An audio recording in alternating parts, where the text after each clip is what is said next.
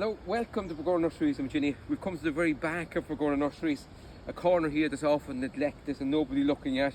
We're going to plant a few things in. It's not a manicured corner by any means, but the plants we're planting here are going to be able to look after themselves without an awful lot of care.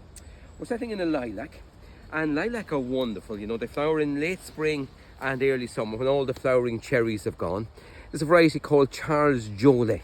It's a deep purple and strongly scented, so we're looking forward to that.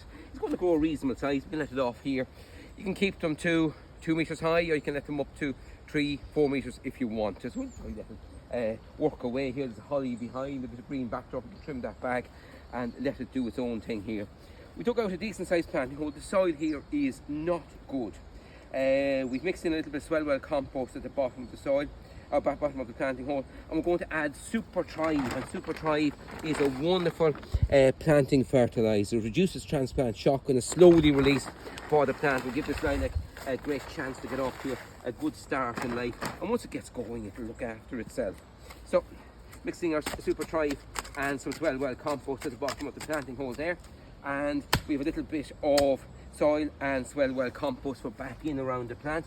Take them out of its pot, loosen the roots a little bit, plant them the same depth as the surrounding soil, and there are plenty of different lilacs you can plant as well, but JOLY is that old-fashioned lilac that does very well and is reliable.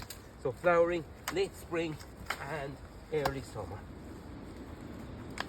Now, some stones there, get a bit of better soil in around him and settle them in.